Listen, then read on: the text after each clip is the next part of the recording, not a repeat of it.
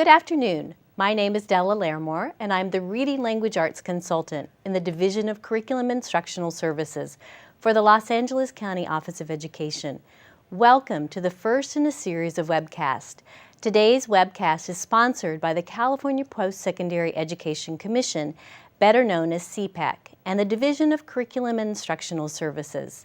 This webcast has been produced and developed by the Center for Distance and Online Learning and the Reading Language Arts Unit. These are your CPEC dollars at work. We are coming to you live from LACO, and this will be an interactive webcast. LACO's CPEC journey began over 2.5 years ago with the submission of 15 grant proposals. My co-lead, Dottie Isaias, and I had the vision of infusing technology and the 21st century tools into the Common Core implementation. We were honored to be awarded 4 CPEC grants. Today, we're going to talk with 2 districts that received the CPEC grants. Montebello Unified School District, focusing on mathematics in grades 6 through 8, and LA Unified, focusing on teachers of deaf and hard of hearing, which also included LACO's deaf and hard of hearing teachers. As you are all aware, the Common Core state standards have become a hot issue over the last few years, and for very good reasons. It's vital that we have a common understanding of the Common Core state standards. So many of our students graduate from high school and are not prepared for college or the workplace. The Common Core lays a solid foundation from kindergarten on, preparing all students to be literate in the 21st century, including the ability to collaborate and communicate in order to be ready for college and career beyond high school. If the Common Core is just one more thing to check off, the standards have already failed. Our aim for this webcast is to present you with clear information about the Common Core state standards, what they are, and highlight some promising practices and tools that can be used in your classrooms tomorrow. Unique to this webcast is authentic classroom footage and interviews with a teacher and district staff about their practices and tools. These video segments will be available to you following the webcast located under the Resources tab of the Common Core LACO website. Today, we'll welcome 3 special guests to our studio. First, I'd like to introduce Teresa Granados, who is the math teacher on special assignment in Montebello Unified School District, English Learner Programs Curriculum Instruction K-8. Welcome, Teresa. Glad to be here. And we also are fortunate to have Diane Kinch, our lead LACO CPEC mathematics consultant. Diane also serves as an online moderator and the principal mathematics content writer for CDAL's TeachStar Online Academy. And most recently, she was elected as a board member of TOTO's Mathematics for All. Welcome, Diane. Thank you, Della. And we're very fortunate to have Kim Miller from LAUSD. Kim is the coordinator for low incident programs at the district office, which includes the DHH programs district-wide. Kim will discuss the work CPEC has done with the teachers of deaf and hard of hearing students. Kim will join us in the second half of our webcast, and we're excited to hear from you. Welcome, Kim. Thanks. Great to be here. In this webcast, we will provide evidence of the importance of literacy in a mathematics classroom and tools to support the development. We will demonstrate how one district is demystifying performance tasks in order to use them as a teaching and learning tool. We will also share an informal assessment tool designed for deaf and hard of hearing students with significant intellectual disabilities that align the functional performance indicators with the speaking and listening strand of the Common Core state standards. Let's begin with Montebello Unified School District's journey with the Common Core state standards focusing on grades 6 through 8 in mathematics and English learners. Teresa, prior to the grant, can you set the stage for us? Talk to us about where the district was with the teachers teaching 6 through 8 mathematics and also the English language support provided during those lessons. Hi, Della. Yes, at Montebello Unified, we had a restructuring that took place where 5th grade that was currently at the middle school level moved down to the elementary school. So that created a need for students at the 5th grade level and teachers to be familiar with the content. At the middle school level, what we ended up with multiple subject credential teachers, now having to teach 6th and 7th grade content and having to core math, science, in some cases PE. So the need for that professional development around content also was a need. Montebello, because of the student population, has always focused on English learners and the need for academic language support. So the conversation was then about how do we make those strategies and bring to implementation all the strategies that have been in service prior to that. Teresa, would you mind thinking about the grant, go over the goals of the CPEC grant, and share with us what was actually accomplished and what you feel are the promising practices that came from the CPEC grant work? So we knew that we needed to develop content knowledge around the mathematics teachers that were teaching middle school, but we wanted to do that through the actual practices in Common Core. So we were really specific about developing content and pedagogy along the practices for mathematical practices in Common Core.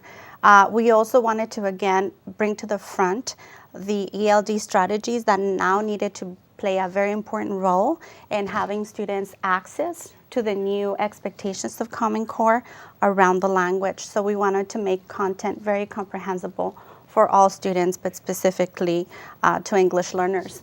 We also wanted to incorporate technology. Technology was a big discussion and conversation around our group, in the sense that we first wanted teachers to use that as a tool for their planning and instruction. And it really developed into something else. How else can we use it for student learning and as a tool for instruction for everybody? One of the interesting things that happened in this project was that the collaboration and conversation with our RT department really developed. Issues regarding connectivity, accessibility, just the tools that we needed to make this happen came to the table. A big conversation, because we're working with adults with technology, the need for digital norms, and really the conversation around digital citizenship, how that needed to be a topic for discussion with students. So taking that back to the classroom. So everything kind of came together. We were able to work on a couple of things, and we continue to work on other technology needs as we move forward. And with a smarter balance assessment, really at least brought the conversation and the topics to the forefront so that we are better prepared for what's coming ahead. Right. And I know also the district has focused a great deal, and they still are focusing on data teams, Yes. P21, and also on writing. Could you expand on that a little bit for us also? Absolutely. So at our school district, K-12, teachers have the process of a data team structure, where it is really just the setup for teachers to collaborate around instruction and student needs. So it's driven by the data that they're collecting from students and their practices, and they're really looking at what is it that I need to incorporate to make this happen. The conversations that have been guided because of the grant are very specific to the mathematical practices that are discussed and the training, bringing in the technology to support it, and then also creating those collaborations around the instructional practices. So let's take a moment now and look at classroom application. Our incredible staff at CEDAW went to Montebello Unified School District and LAUSD's Beaudry offices to learn more about the promising practices throughout LA County. This is Ms. Guerrero's sixth grade math classroom. The first part of this lesson is a review of different approaches the students have to add integers. Let's watch. My question to the class now is, what were those three different ways? Using the number line, using the colored chips, making sure that you had the correct color, right? But Jacqueline, if you could just kind of summarize. So what was our third way, Mija? Absolute value. Using absolute value by what? By using the rule. By using the rule. And what was that rule? Do you remember? When you have two numbers, two integers, with different signs, what are you supposed to do? Subtract. Subtract them. And how do you know what the answer is the sign is going to be in the answer? When the number is bigger than, if the sign is in the number that's the biggest, that's the sign. What do you mean by biggest, Mija? Could you give me a little bit more detail? What do you mean by biggest? if the sign is a negative, because it has the highest absolute value. It's at the highest absolute value, right? It's the number that takes the longest to get to 0, or the number that's further away from 0. Not, that's a negative, that's a positive, so the positive's bigger. It's which one has the higher distance to travel to 0, okay? Teresa or Diane, what did you just observe in Ms. Guerrero's classroom? Up until this point, I know there was just a small segment, but that aligns with what you were talking about, Teresa, about the district focus and with Common Core. Diane, would you like to respond first? Sure. The notion of multiple representations, of looking at a concept in several ways, is important to mathematics learning. And in the Common Core, that the way of thinking has been to increase the way we represent numbers using the number line. So we have, she talked about the number line, in particular when she said how long it takes to get to the number, when she referred to absolute value, that makes use of the number line. From 0, how long is it going to be to get from 7 to get from -10? Which one's further? They're also using counters, I believe, and the counters help in developing the notion of a 0 pair that's important to further understand the rules for adding and subtracting integers, which are now beginning. This is 6th grade is where integers are formally introduced. So this is the first time these kids will be interacting with them. Okay. Teresa, do you have comments? Just a couple of things that in this transition, our district has focused on the mathematical practice, specifically 1, 3, and 6. And in her lesson, you can see the communication on the part of the students and her prompting to really be precise around the language that they're using in the math classroom. Okay, thank you. And that would be 6, right? Yes, that would be 6. Okay, thank you. Lorena was using academic language and scaffolds for her students. We did a short interview with her where she describes this. So we're going to watch another short clip about this. Literacy is a big part of how the students can go ahead and solve, for example, in word problems and so on. My partner, teacher, she works with the students at the very beginning of the year using strategies like marking the text, where they go back in and they circle the keywords, underline main ideas, formulate levels of questions on the side for that piece of text. And then from there, I will go ahead and bring that into the classroom as well. We'll do a lot of word problem activities. Every week they'll take an extensive word problem home where they have to work on it over the weekend and break it down for themselves. And so literacy plays a big part in mathematics, and for when we start with Common Core, as far as the testing is concerned, those strategies are going to come in they're going to be handy for the students, because they're going to be able to go ahead and create those questions for themselves and hopefully understand the problems a lot better. At this time, we're going to take a question from the field, and let me look at the question. I'll read it to you. This lesson seems interactive for the students, but how does this prepare for the shift in assessment, which is the performance task? And let me open this up to our experts, Teresa or Diane. What do you think? In order to do a performance task on an assessment piece, you have to have had experience doing them in class or outside of class, but you cannot expect a student to perform when they've never been asked to do it before. So changing the classroom from the teacher-centered to the student-centered model that this teacher is trying to do, where the kids are a big piece. The kids and their response, the young lady who talked, her response led the teacher on to what she said next. It wasn't from a script the teacher had, but based upon what she heard from her student. That's important. What happens in class will lead to success on the assessment. Assessment should not look different from instruction. So if we want kids to perform in a different way, we have to teach them in a different way. Okay. Teresa, do you have comments? Just for looking back at the student population in Montebello, this highlights the importance of having content and language objectives, which is one of the components of SIAP, and how all students, really need to be aware of the language that it's needed and be supported to be able to use it. Right.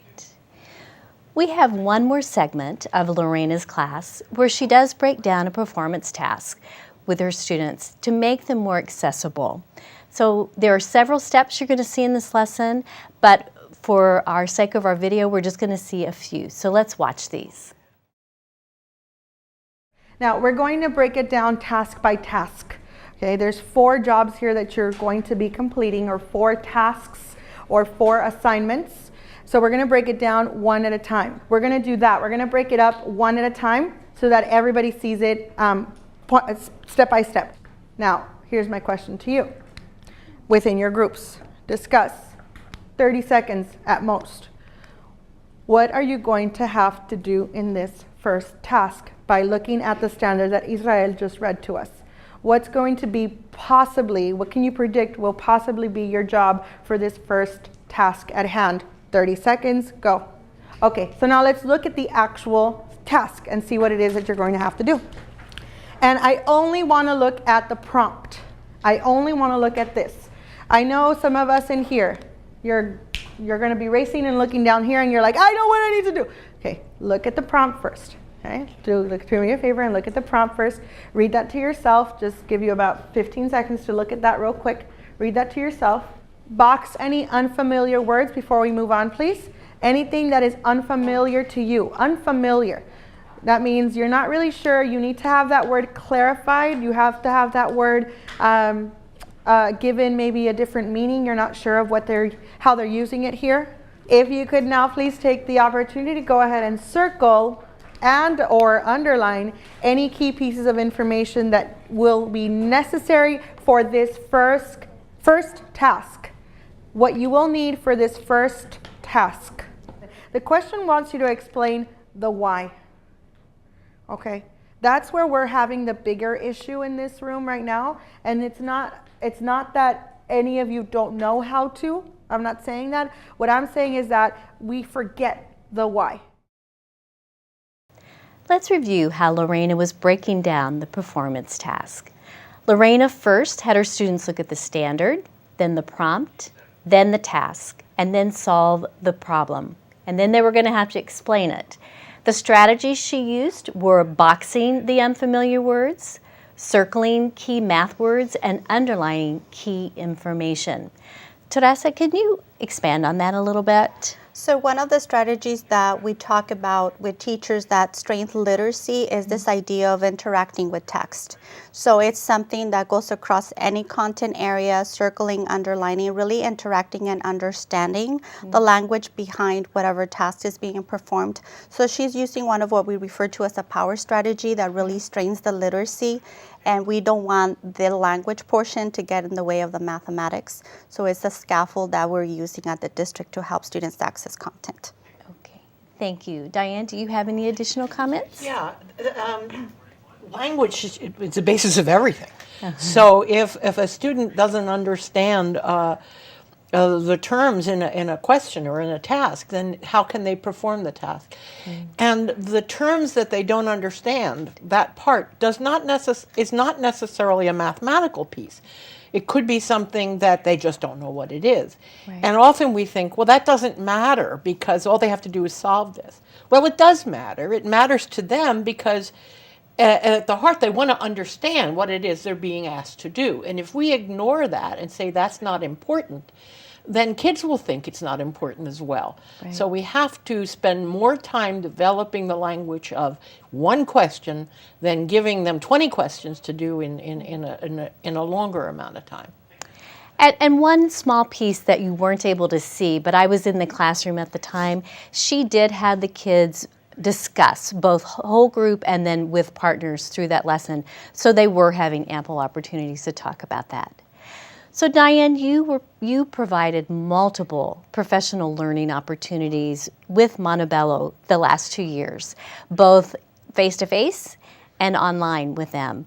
Can you share with us your vision? Where was it you were trying to move with both mathematics in the Common Core and with technology, and explain the importance of this? Well, with mathematics, the goal was, and always is here, the Common Core. In particular, the standards for math practice that Teresa mentioned earlier, that Montebello was focusing on 1, 3, and 6. 1 is make sense of problems and persevere in solving them. 3 is to make claims about, make conjectures and then back them up with evidence. And 6 is attending to precision. All of those should be evident in any lesson. And so I tried to make them evident in the way in which we did mathematics, face-to-face and in online. It's interesting, the standards for P21, the 21st century skills, collaboration, communication, critical thinking, and what's the fourth? Creativity. Okay, yeah, important one. That we don't really know what they mean until we're asked to do them. And often in an online situation, people think, they first come on and think, well, I have to answer these questions right the first time. I got to, and miss the opportunity to have a conversation around the concepts with each other, maybe sitting in their pajamas at home, but with each other rather than in a face-to-face situation. And over time, they became, in the beginning they fought this, but over time they became more at home with collaborating with each other, not getting it right the first time, but asking questions that said, I'm not sure about this. Can you help me? Of each other, so that they truly became collaborative learners in an online environment. Could you expand just a little bit, Diane, about the online and what opportunities the teachers did have with that? What was that setting? Well, they took a CDAL class, a Teach Start class on the Common Core. I wrote the course, so I was pretty familiar with it. But it focuses on the standards for math practice, and it gives them the opportunity. There are questions for them to address that might be on theory, they might be on mathematics. It gives them a chance to answer questions and think about why they solved a problem one way, whereas someone else looked at it differently.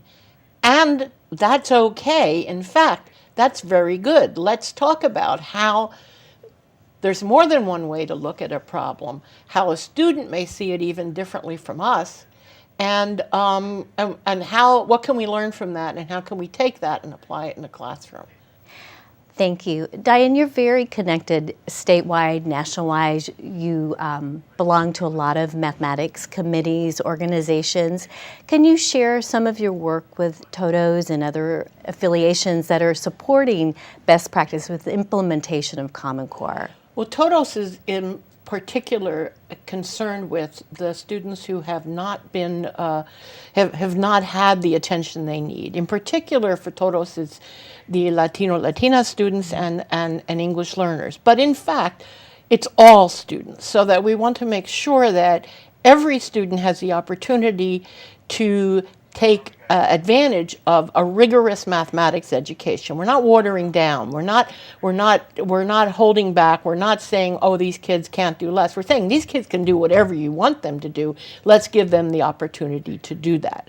So that's TOTOS. I'm also work with the LA County Region 11 Algebra Forum, which is now called the California Mathematics Network.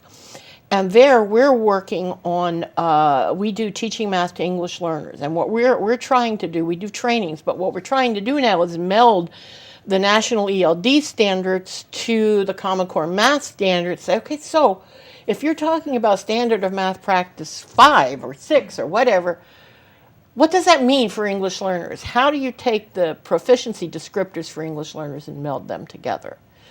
And I work also with the California Math Council. In the South, we have a committee called Common Core Circles, where what we're trying to do is say, so, okay, we have the Common Core. What teachers want to know is, what does that look like in the classroom?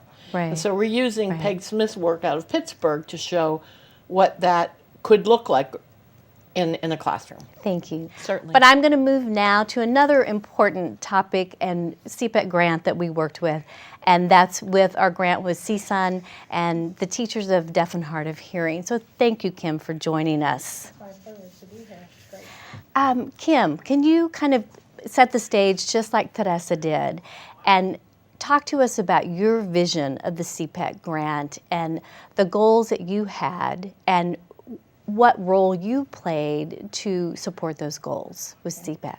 Well, first I have to thank CSUN, Cal State University Northridge, Sharon Klein, Ellen Schneiderman, and Rachel Narr for being really our partners through this whole process.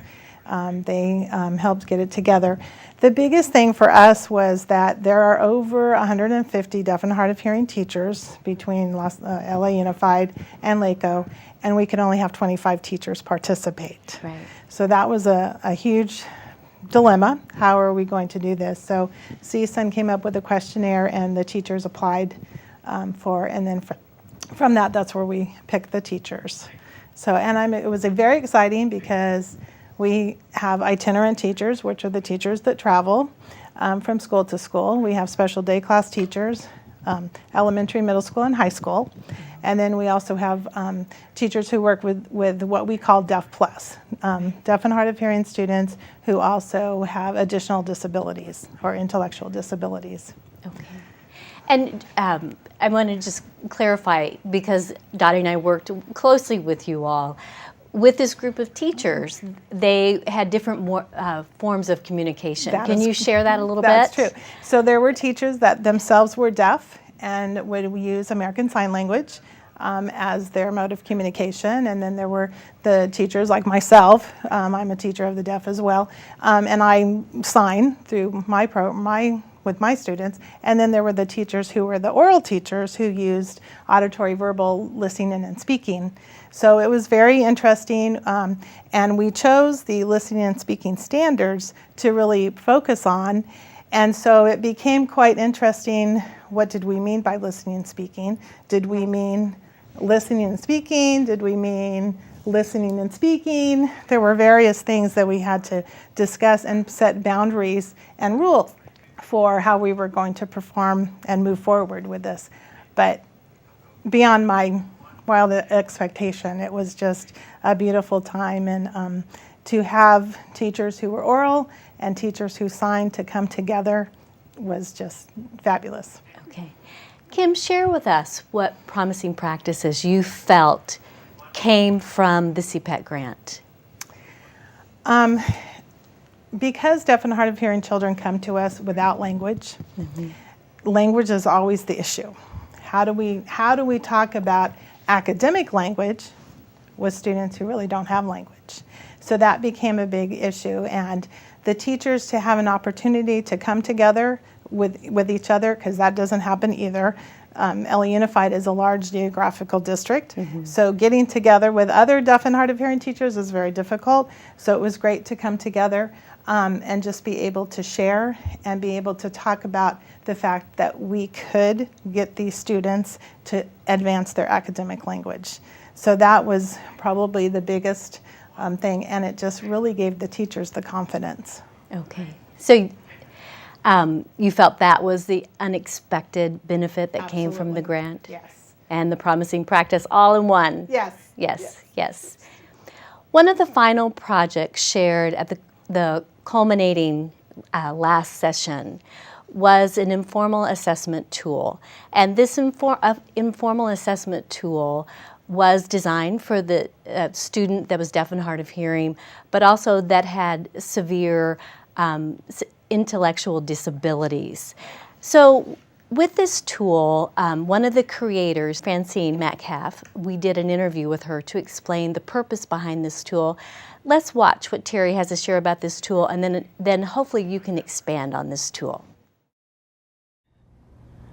My name is Francine Metcalf. My background is as an educator for deaf and hard of hearing students.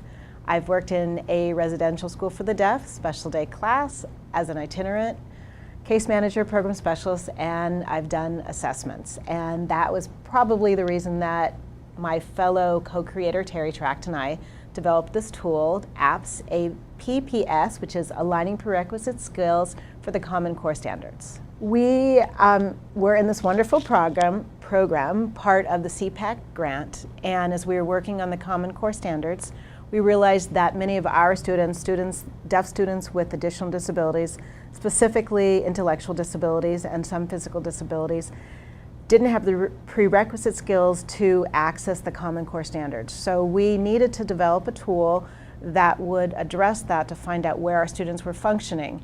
And we sat down after many, many hours and using our background and experience, developed this tool. We wanted to be able to establish a baseline for our students to see where they were. We wanted to be able to mark progress and make sure that our programs had educational benefit. So what we did was we took the Common Core standards and then SACO's functional performance indicators, and we put them together and we matched them to see where, what was the prerequisite skills that we needed to use to access the Common Core. Right now we have it as part of a pilot study, so we have it out in the field with special day class teachers of the deaf who are working with students with additional disabilities, most specifically intellectual disabilities. And as they are special day class and itinerant programs, as they have it out in a pilot study, we're taking it back in, looking at it, seeing what information, what questions need to be reconfigured, because the purpose is to make it a viable tool that teachers will use, that they will use it on a yearly basis, that it has sustainability so that they can get baseline and to see where the growth of their students are happening. So Kim, could you provide more specifics on this prerequisite skill tool? Right. So as we look at the Common Core, we realize that students who are deaf, who have intellectual disabilities, have a harder time to reach that. Are they going to reach that? Many of them don't have language, verbal language, anything. So we wanted to move them along. We wanted them to have the same opportunity. Mm-hmm. So Francine and Terry got together, and their passion is to work with kids who are deaf and also have additional disabilities. So they got together and they took both of them side by side, the Common Core and the SECO standards, and just compared them and tried to figure out where are these kids now and how can we move them along. And so that's really what it was. What are those prerequisite skills? And I just want to make a comment that this is a tool that's still in development, right, and we keep changing the title. So on one thing it's called apps, and the other one it's aligning the skills, whatever. But anyways, it's still in progress. But the teachers will have a baseline, because sometimes we don't always see progress with these type of students. Mm-hmm. We're not really sure. So this is a great just informal checklist, to see where they are and really to see that they can progress. Okay. So with looking at this tool, how do you know the gestures and what are the modes of communication on this tool? So the students all come to us at various levels of communication. Some will sign, some will only give eye gaze, some use some gestures, they might use an alternate communication board, so different ways. So that was the first thing, is what is their mode of communication? How are they communicating? So that's the first thing. And then on the scoring is just, we didn't see anything based on the standards, there was nothing there. Motored means was their hand on hand, either the signing or movement around or some things like that. So those were the kind of things that we were looking at. What did we see and how did we see it? So those are kind of the ideas of the scoring. So let's look at the tool. Okay. So this starts out with the Common Core standard, mm-hmm, and collaborative conversations.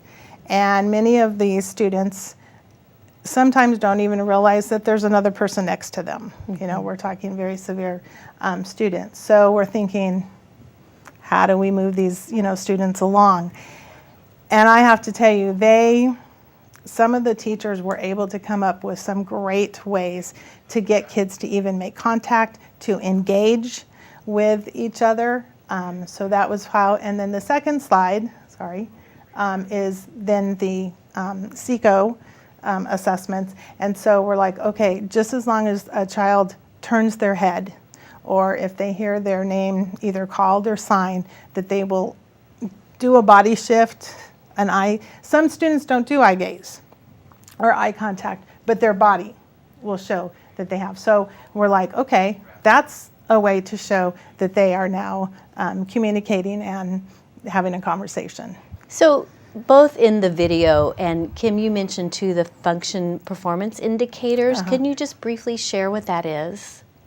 Again, it's just, so like I said, we want to make sure that these students are engaged in a conversation, that they're aware that there's somebody next to them and that they're turn taking. So those are the what we're looking for. Are they shifting towards, are they responding to another person? Okay. So that's where it was, and some of the teachers did some fabulous work with these kids to actually engage. I mean, one student never lifted his head and was finally able to just even lift his head to make that contact. Right. So realizing that a great deal of our CPEC grant focused on the speaking and listening standards, and that alignment tool was specifically for the speaking and listening standards, we asked Francine if there was any indication for what they want to do next, if they were stopping there or if they had next steps in mind. No, so right now it's a few teachers are using it. So we're going to look at how they're using it, what do they see, and then we're hoping to expand it.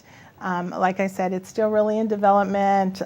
We're still looking at how we're using it, and moving the students along. So it's still in infancy. So, okay. But we're very hopeful that it will be something that we can use down the road and expand it.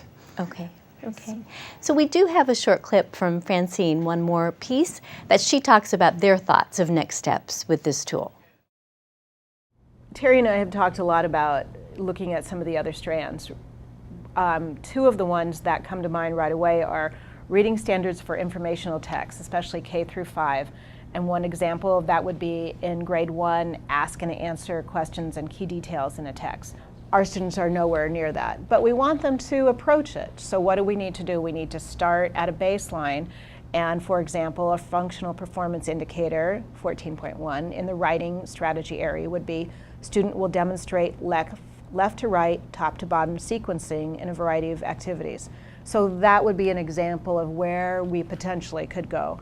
We also would like to maybe work with LACO to see if we could make it an online assessment tool, to see if we can have teachers because once again, going back to the idea of viability, we want them to be able to use it. That's why we're working with teachers to see what works well, what's easy. You have so many other things you have to do in the classroom that we want it to be easy, that you use it, and it'll be a mark of progress for each year or each monitoring period. Kim, I wanted to ask you a question. Earlier you mentioned only 25 of your teachers, which included LACO teachers as well, could participate in the CPEC grant. Share with us how this learning, the teaching and learning that happened through the focus of the 2 years, is spreading across those the 100 teachers that you referred to in LAUSD. So some of the programs was one teacher at the school site, so then that person went back, or at another school there were several teachers from the same school. They have been going back and they have been doing professional developments within their schools.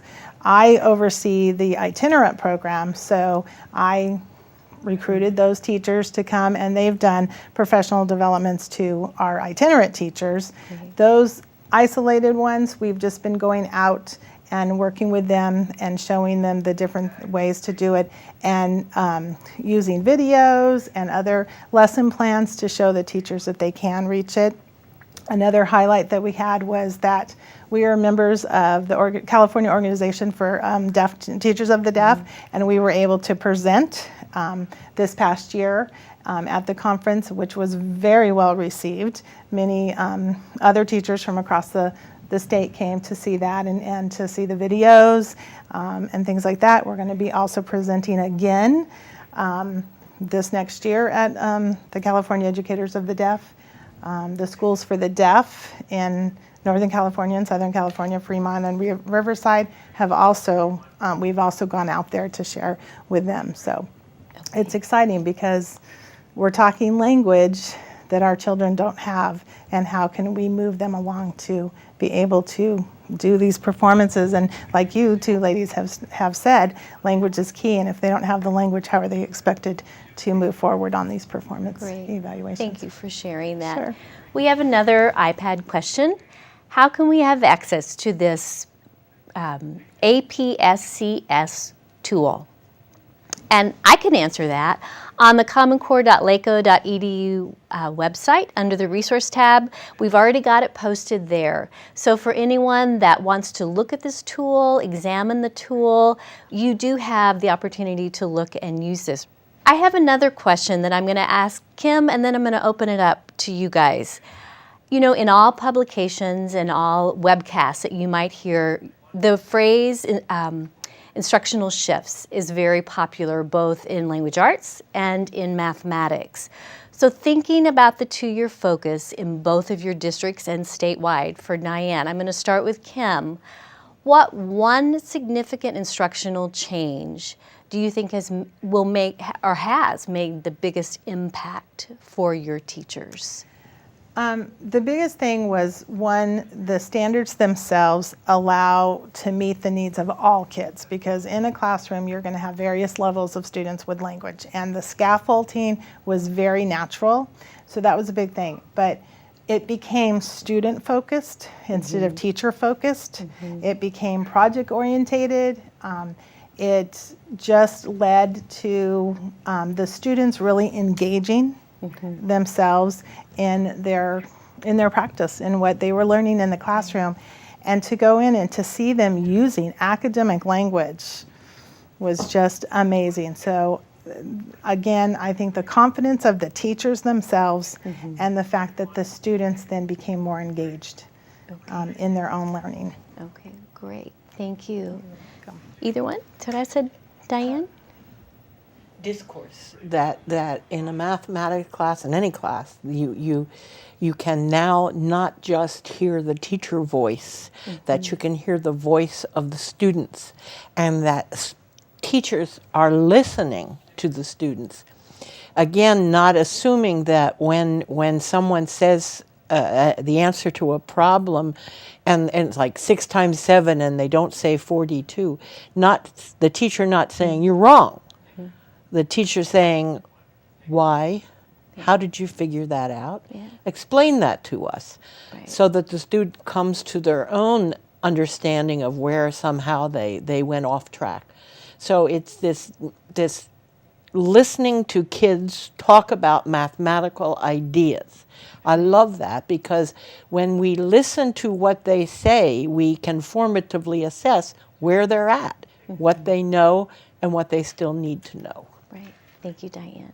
Teresa. And I would say for our group of teachers at the middle school level that this idea of collaboration and really having a conversation around practices, so that sometimes we get caught up with the content and it's really about students, like you said, it's about student learning and what are those practices that I'm implementing in the classroom that are going to help student learning.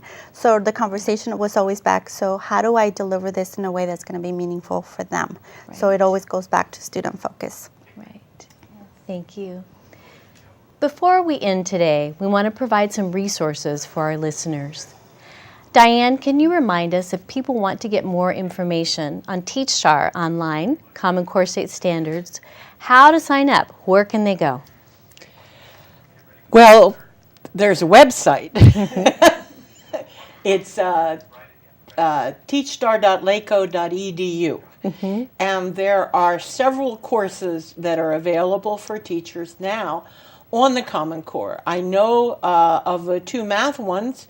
There's a math Common Core that focuses on the standards for math practice, and there's one on depth of knowledge in mathematics that Thomas, who's over here, helped write. I'm going to bring him in. And I also know that there are language arts courses similar. There's a language arts DOK course and a language arts Common Core course. There may be others. I'm not as aware of them, but they're available. There are many teachers who are taking those courses right now. And from what I get back from them, the learning is exponential. So Thank you. Teresa, do you have resources you'd like to share? Well, part of the transition, and I think a couple of resources that we visited, things that have been around, I think SIOP model components are really important in this transition to support the language for the learner. Thinking maps, specifically the path to proficiency, where really works on the language that goes along with the thinking to put that into writing. It's a great tool that our teachers are using. In terms of the content, Illustrative Mathematics has been a website that our teachers really tend to like to go to because they want to see what this standard looks like so that they can support that learning. So a lot of it has been pieces that we have visited, and we're just being very purposeful about going back and making sure that we include that in the lessons. Okay, thank you. Thank you. Again, all the resources we have shared will be online at commoncore.laco.edu. We're going to take one last question from our audience. What can administrators do to support teachers in moving forward with the Common Core state standards? Comments? Time. Give them the opportunity to meet together, to plan, to meet with other teachers. To me, that's the biggest thing, to allow them to have professional developments. Okay. Other thoughts? I agree. Time is of the essence for them.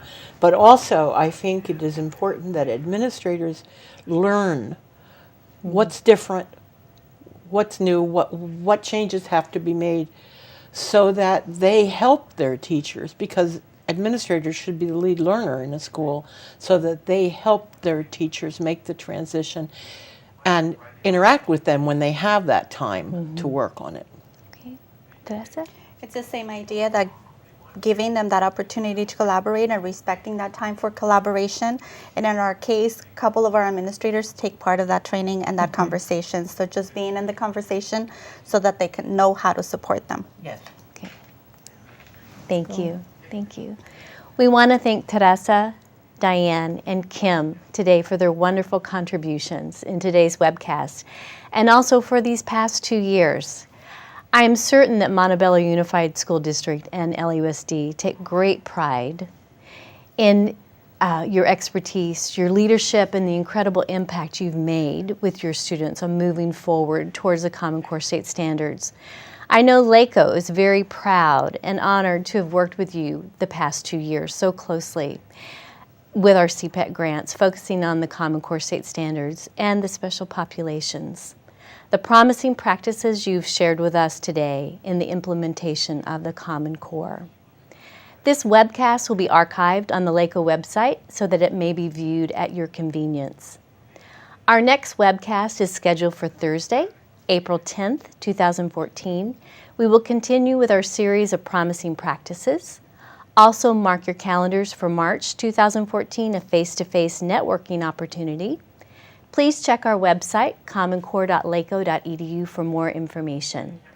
We also want to thank our in-studio guests for their incredible contribution to this webcast. Thank you. Thank you. Thank you. For more information, you can find us on Facebook at LACO CDAL or follow us on Twitter at LACO CDAL. From our great teams at LACO, the Center for Distance and Online Learning and Communications, I'm Della Larimore. Take care.